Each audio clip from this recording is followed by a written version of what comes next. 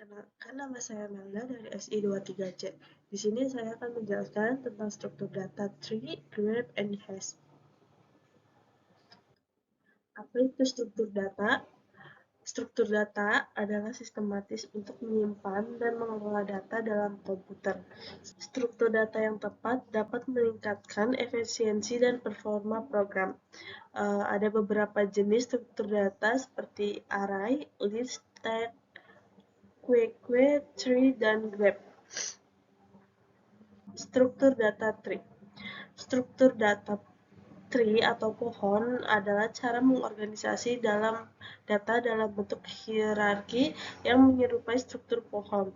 Setiap elemen dalam pohon disebut node. Ini itu disebut node. Setiap node teratas disebut root. Node yang terhubung ke root disebut child node. Ini child node atau anaknya gitu. Node yang tidak memiliki child node disebut leaf node. Seperti ini.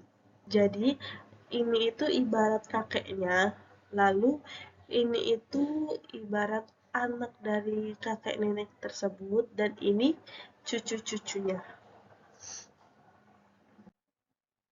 Terdapat beberapa jenis data tree, yaitu general tree.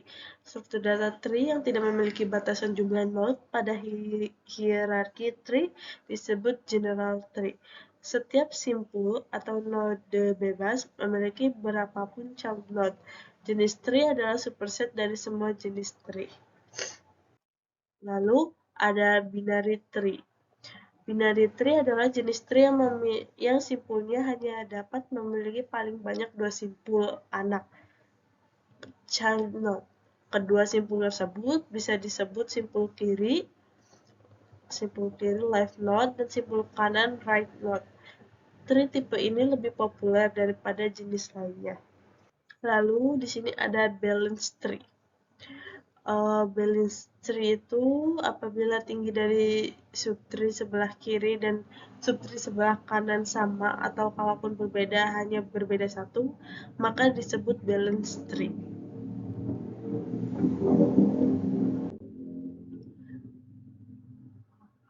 Lalu di sini ada binary search tree, digunakan untuk berbagai algoritma pencarian dan pengurutan.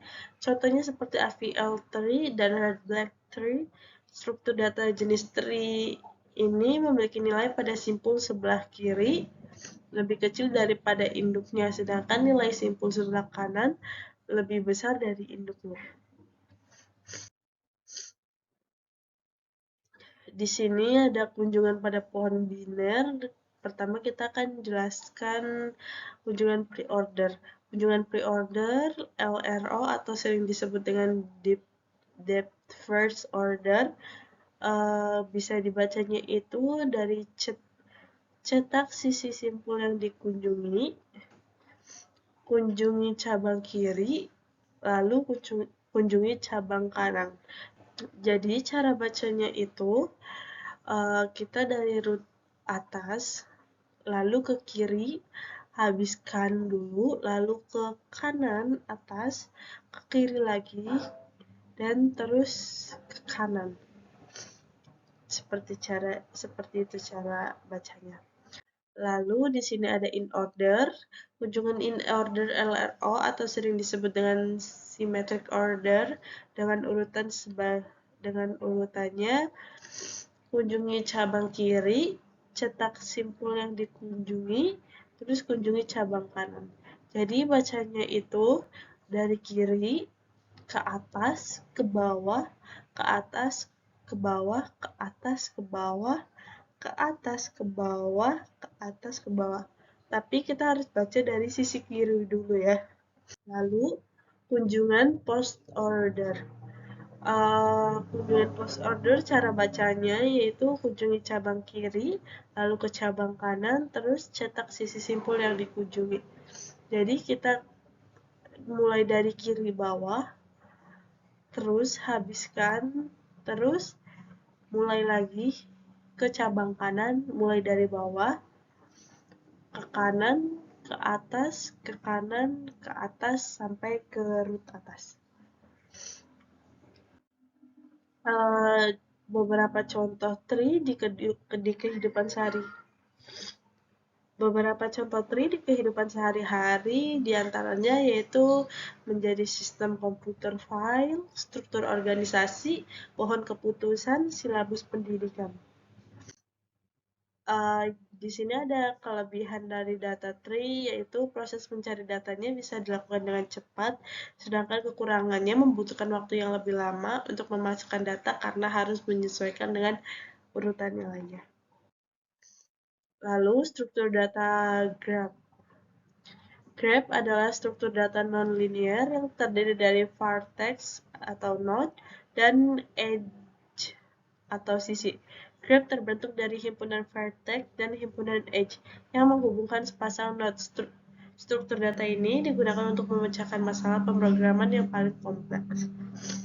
Ibarat struktur ini itu ada sekolahan, kantor pos, terus puskesmas, pusat pembelajaran gitu ya kan.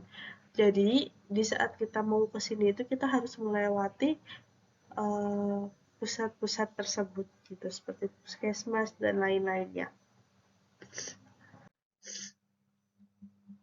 Ada juga beberapa jenis grab yaitu undirected. Pada grab ini simpul-simpulnya terhubung dengan edge yang sifatnya dua arah. Misalnya kita punya simpul 1 dan 2 yang saling berhubungan, kita bisa menjelajah dari simpul 1 ke simpul 2, begitu juga sebaliknya. Berbanding terbalik dengan sebelumnya, sedangkan directed itu pada graph ini simpul-simpulnya terhubung oleh edge yang hanya bisa melakukan jelajah satu arah pada simpul yang ditunjuk. Sebagai contoh, jika ada simpul A yang terhubung ke simpul B, namun arah panahnya menuju simpul B, maka kita hanya bisa melakukan jelajah traversing dari simpul A ke simpul B, tidak berlaku sebaliknya.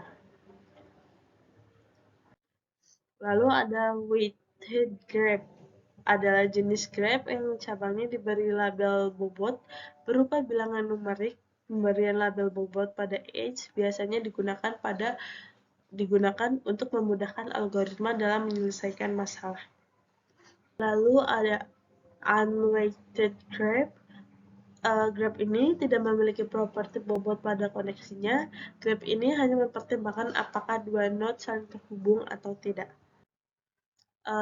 Contoh Grab di kehidupan sehari-hari yaitu seperti Google Maps, jejaring sosial, atau studi molekul, dan masih banyak lainnya.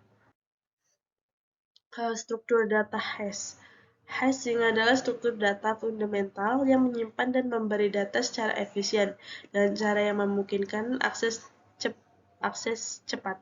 Hashing melibatkan pemetaan data ke indeks tertentu dalam tabel hash menggunakan fungsi hash yang memungkinkan pengambilan informasi secara cepat berdasarkan kuncinya.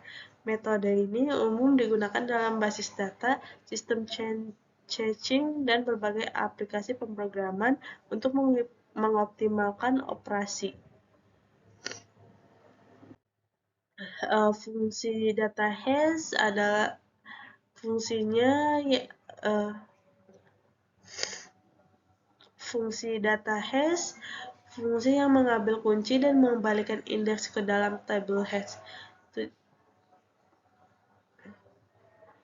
Fungsi dari data hash untuk mendistribusikan kunci secara merata di seluruh hash table, meminimalkan tabrakan hash ketika dua kunci memetakan ke indeks yang sama.